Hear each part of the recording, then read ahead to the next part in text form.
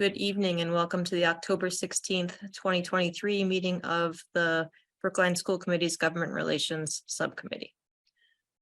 We have a pretty short agenda, but a tight agenda. First on our agenda are the MASC resolutions. So everybody had a chance to take a look at them? Quickly. Yeah. Okay. I have, views on them, but I'm sort of curious what others are, and you think it's Why don't we best just- for us to go through one at a time? Okay, all right. And if you could just put it up, it'll remind me what it is. Betsy, can you I can do that. Just give me share one the second. document? Sorry. Thank Yeah. you.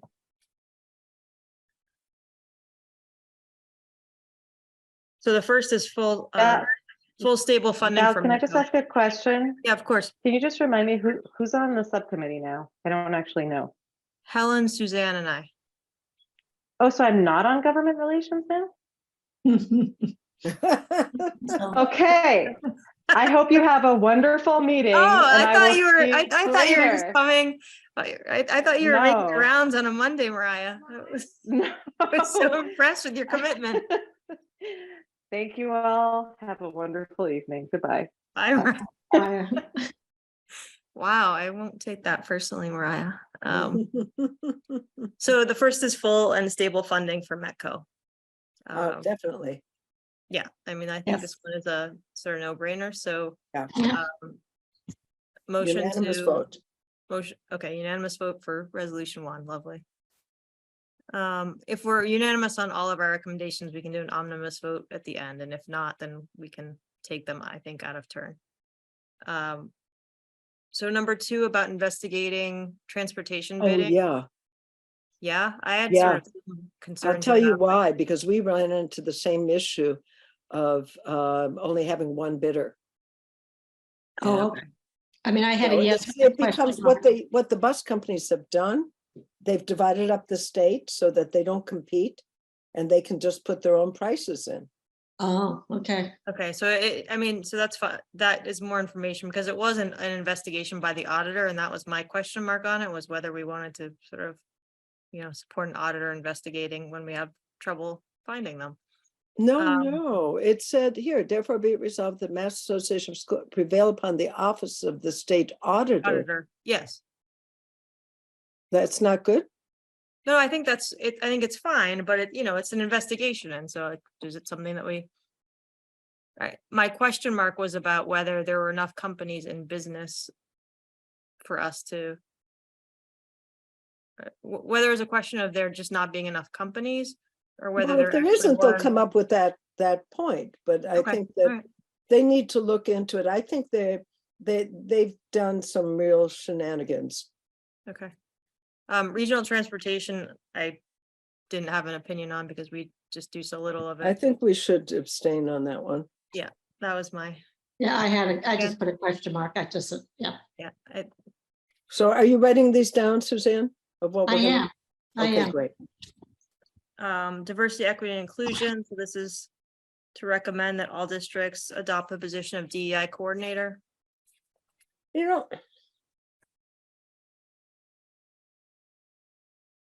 So it's a recommendation, right? And so I had a question mark initially because of funding of other districts. exactly, and there may be some districts that have no diversity. But it is just recommended. You think there's another that doesn't have some diversity? It could be income level diversity, it could be, ethnic diversity, it could be. And even if religious. there isn't, I think the point of this is to make sure that issues of race, regardless of whether it's, are Well, addressed. that's true too, right? I mean, how do you teach about race? Yeah. How do you talk about it? Which one is Division 10? Oh, it's in here somewhere. It's in the Is book. that the urban districts? Division 9 is urban. Division 10 is DEI. It's open to all members with an interest in diversity, equity, and inclusion. Oh, okay, I get it. I get what happened there. Okay. Not a geographic, it's a interest group. And it was amended by the Resolutions Committee. I don't know what they amended. So it says recommended. I can, Okay. doesn't mean it's required. I'm okay with it. Okay. This one, Helen, I have a question, I think for you on, this is the school building authority. Right, and I read it. Hold on, help me. What are we? This is removing the $800,000 cap. And reinstating the accelerated repair program for 2024. Yeah, I think that's fine. And also, We've never used the accelerated repair program. That's a program where if you have a boiler that goes, or you can get money Okay. right away from them for that. and it would allow public preschools to be included in the accelerated repair program. Public, yeah, sure. I mean, yeah. Preschools as Okay. well. All right, well, this is easy so far.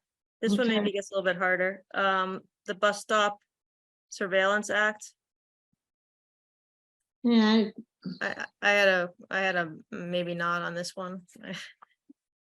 You know, it's interesting with the public school preschool, maybe they mean for an actual preschool school as opposed to having it included, because they're paying for our preschool spaces.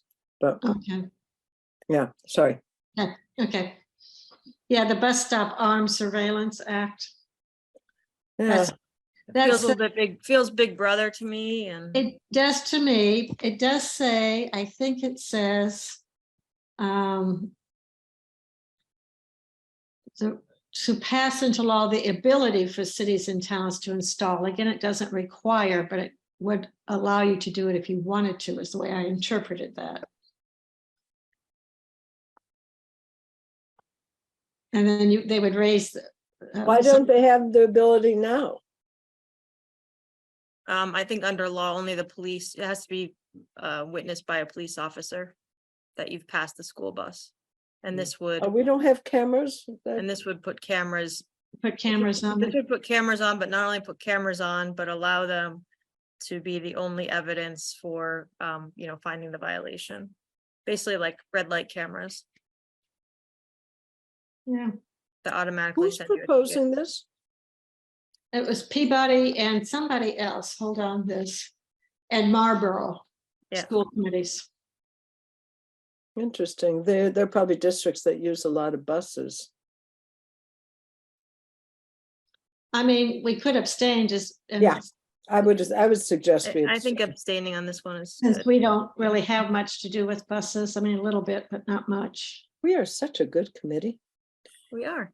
And we're gonna get Suzanne to her granddaughter. And then resolution 7 is related to MCAS. This is Framingham. This is the sort of. They do this resolution that we every always have. time. Yeah, They put this forward, I think, almost every time. yeah. Well, except it's a little more meaningful now because there's the Thrive Act and the initiative to put it on the ballot. So it is getting closer to some kind of vote. Or What are they proposing? Can we go up a little? Just to, At This the one? end. Yeah, so they Yeah, are proposing that the MCAS, I'm sorry, that the therefore, okay, right legislature. there. Okay, To develop a wider, more consensus-built strategy for evaluations. it's a moratorium that the legislature look at disparities and biases. And come up with alternatives essentially.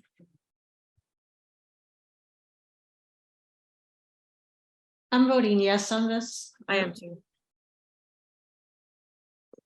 I'm okay with it. Okay. All right. I mean, for me, well, okay, never mind. No, I'm go good. ahead. No, this right. is such an overworked subject that it's not. Safe storage of firearms by Framingham. This essentially is just that recommends all districts to urge the superintendents to send a letter Why? because To families about safe storage of firearms. yeah, it's an educational piece, is my understanding. Yeah. I don't know, it'd be like being against apple pie, Helen, really. Huh?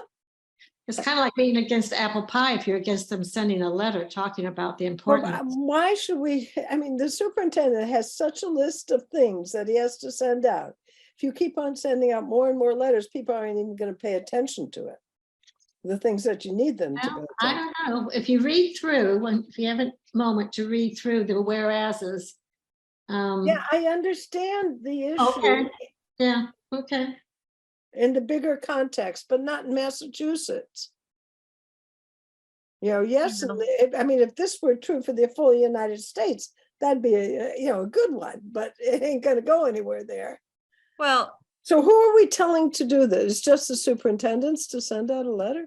and And law staff. enforcement and nonprofits to partner together on education around safe storage.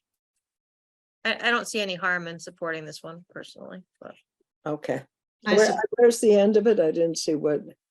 it's at the bottom there. Mhm. Sorry, I didn't realize it continued under that. Sorry Yeah, about no, that. down there, yeah. right there. kind of slid in the middle there. Yeah. Are we going yes on that one? Ellen?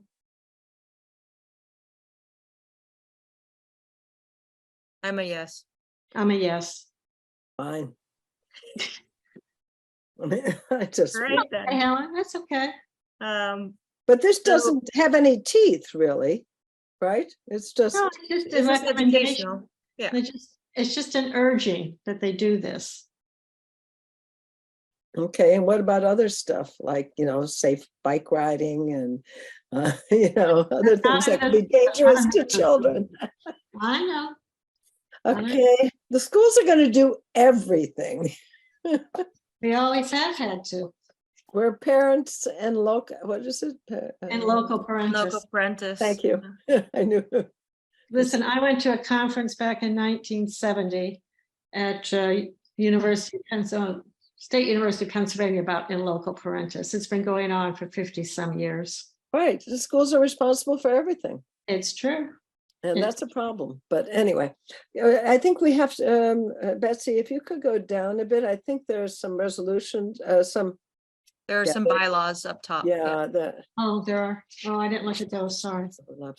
This essentially would clean up old resolutions Oh, okay. off the books. Oh, okay. So And then 3. also allow for advocacy to happen in 2 legislative sessions.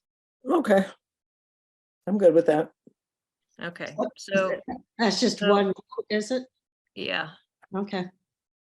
so I'm gonna move that we support resolution 1, that we support resolution 2, that we abstain from resolution 3, that we support resolution 4, that we support resolution 5, that we abstain from resolution 6, that we support resolution 7, that we support resolution 8, and that we support the amendment to the MASC bylaw. I'll second. Suzanne, your vote? Yes. Helen? Yes. And I also vote yes. Okay, so Suzanne, you sort of teed up a very quick conversation on the Thrive Act and on the ballot question, and I was wondering whether you all thought that we should take a position on those as a school committee. So help me with the Thrive Act, because I'm not familiar with it, I don't think. So this is the well, do you want to do this one, Suzanne? You probably know the Thrive Act better. I know the ballot question a little bit better. Well, I don't have it in front of me, and I'm afraid I'd misspeak if I did. I'd have to Alright, look it up, actually. What does it have to do with? Removing the MCAS requirement. Both have to do with removing the MCAS requirement as a requirement of high school graduation. Right, it's not doing away with MCAS, it's doing away with With the. the requirement for graduation. Yeah, and that, the school committee has that position, or has had that position forever. We have, but I wanted to take a temperature of this group before we start drafting a letter to the legislature and wanted to see about this. I mean- Because it may be that, like with many ballot questions, they take the ballot question off the table by addressing it in some way legislatively. Oh, good point. Good point. So I just wanted to get us on record as a subcommittee and then bring it to the full school committee if we thought it was a worthwhile idea to include. Yeah, I support it. I support the Thrive Act. Okay. I do Yeah, as well. I'm not sure about the Thrive Act, but I certainly support not having it as a graduation requirement. You know,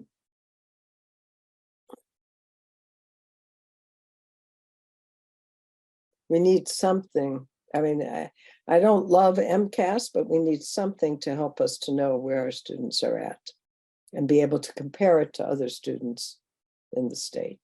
I think those are important. And more importantly, the most important is for teachers to be able to look at individual students and understand where they might need more help. Right, I so agree, I agree with that. I just think that the MCAS is maybe a flawed way of doing that, and certainly the graduation requirement has many issues. we're still Oh, required by we federal. know that all our students do graduate, that can graduate. The MCAS isn't what holds them back if they're not graduating. Right, but it keeps them from getting a state scholarship, which is unfortunate. Because they're No, probably some of the ones who, if they graduate with the MCAS, they can get the state scholarship. right, but if they Right. graduate without and try to go to UMass Boston, they get into UMass Boston, they can't actually get a scholarship, which I find really like They can't double- graduate without. They can get a certificate of They can attendance. get a GED. No, it's not a No. GED. No. Well, they could get a GED, but no, they can get a certificate that says they attended Brookline High School and met And the they can go, requirement. then they can go to UMass Boston. I believe they can apply to UMass Boston or community colleges with Really? I don't know what that is for the state community college. I know you can attend a private school that way, a private college. yeah, because all the students who just refuse to take it on protest can obviously still go to college. Good point. So. But it sort of penalizes in many different ways. You know, at one point we had our own, we had a Brooklyn, you got two diplomas. One was a Brookline diploma, and one was one that was MCAS valid diploma? with this, yeah, a Brookline diploma without MCAS and a Brookline diploma with, sort of like with the Regents, you know, in New York, how they have the Regents diploma and the. I know it would be important if the full school committee supports the Thrive Act to let that be known. I mean, that they will be collecting, supports from as many school committees as they can get. I'll pull the fact sheet together and send it around for the next school committee meeting and ask. So did MASC didn't take a stance on that though? Or was the MCAS one their way of taking a stance? Well, they're gonna bring it to the whole body to see what they say. MASC, Yeah, I mean, they're allowing the resolution to come to the floor. that's the Thrive Act with the resolution that they put forward. It Well- essentially mirrors it. Oh, okay. All right. Which is an alternative assessment, asking the legislature to look at bias in the test, removing their graduation requirement. Okay. All right, so then we voted to approve it, so I assume we should bring it to the school committee to see if they want to write a letter. Yeah, I was gonna include it if it makes sense in the letter that we put with the budget request, but I can put it in a separate letter if we think it might come up sooner. I can put it in a separate letter. That probably makes the most sense. Yeah. The last thing, and this is just a preliminary ask, and you may not have ideas, but any thinking for FY25 on things that you'd like to see in the budget letter?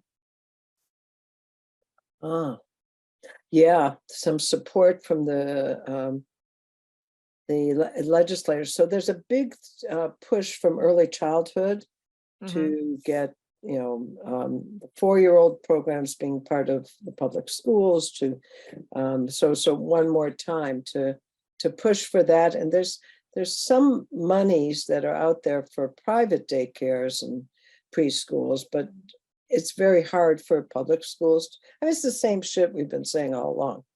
Yeah, I'm sorry. It's late. It's been a long day. But It's the same thing we've been saying all along. Don't forget public schools when you talk about preschool and early childhood. You know, include us as part of the solution. Okay.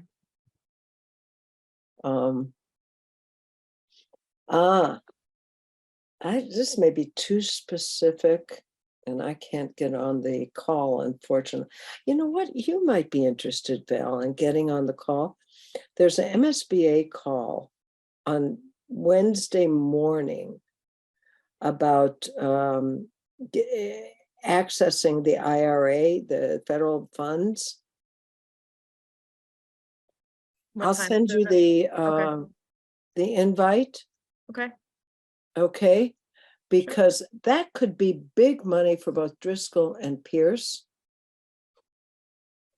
And I've been breaking my head trying to figure out, and we do have people who are trying to look at it from consigli, but we also need it for Driscoll. Because, you know, and yeah, okay. If you could so forward if that. they, hopefully they have some thoughts. Hopkinton, I think, is the one that's presenting, and they must have done something to do it. So that would be great if you could do that. I'm going to send it to you now as we're talking.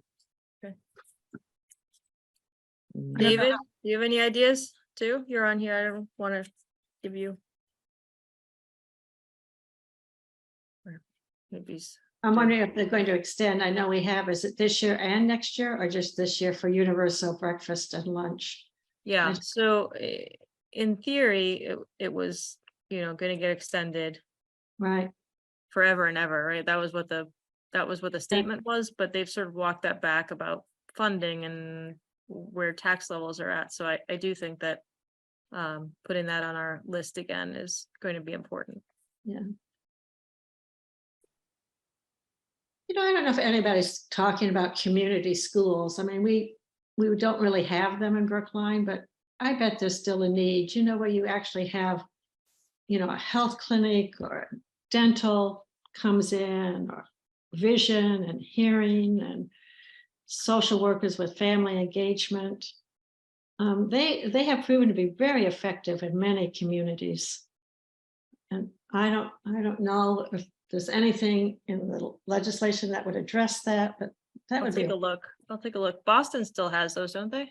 Boston has a handful, not nearly as many as you'd want, but they're extremely successful. I mean, when I was in Boston, I had the dentist come twice a year, but that wasn't the same thing as being part of a community school. That was just something, I got connected with Tufts and had them come. Yeah, and we used to have the optometry school come and do I'd have the vision van come. You'd be amazed how many kids had never seen a dentist or needed eyeglasses. I mean, I don't know that our percentage would be as high, but it's just so critical that kids have health care and shelter and food so they can learn. But is this an issue for Brookline? I agree.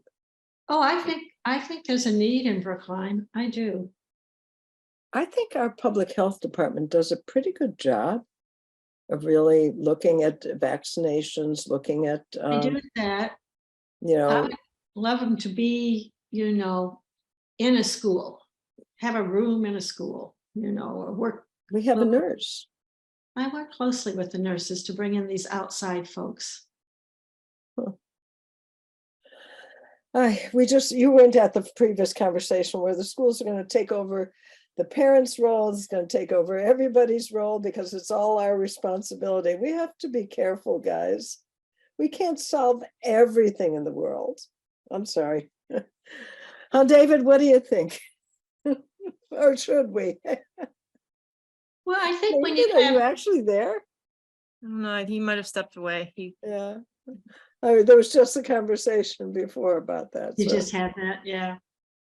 Well, it's a huge burden, and that's why we need financial help. I mean, that's why the Billionaires Act is supposed to bring money, to schools. But shouldn't it be the Department of Public Health that does that? Why Yeah. should, I mean, we don't have expertise in those things. No, I know, but we have access to the families and the Yeah, children. in a so way they that nobody else come to does. us and do what they need to do rather than us doing it Yeah. and being in charge of it. My opinion. Well, I'll take a look to see if there's anything that's actually pending. Yeah, see if anybody's talking about it, yeah. But there is something pending with the early childhood stuff. There's hearings, I think, Okay. tomorrow or the next. And I'll put in the usual cherry sheet stuff and our sort of standards. And then the universal meals. Right. Oh, and again, the issue of doing chapter 70 early. Yeah. So we know how much we're gonna get. Instead of adding more at the end. And then that's done. Is there anything done about, the cap that they can for outside district placements? Yeah, we've done that every year too.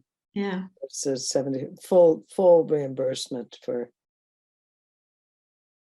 Isn't the Student Opportunity Act fully funded or moving into being fully funded so that the reimbursement on that should be going up? the Student Opportunity Act. I don't think that includes special ed, does it? It does. Okay, But I'm Right. not sure if it includes it for all districts or what it considers disproportionately impacted. I'll take a look. yeah, they went up this year, so there's some increase, although Yeah. I don't think it was, I mean, that either they went back to what we were getting or they went up, and I can't remember. I'll pull that. Taking us down to $15 per student, they went to 30.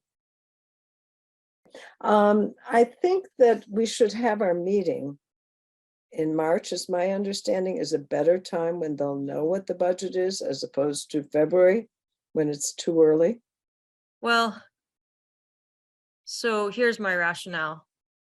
Cindy Cream's in the Senate, so for her, that makes sense. But for our House folks, the governor's budget will come out in early January. So Right. they'll know, we'll all know it's in the governor's budget.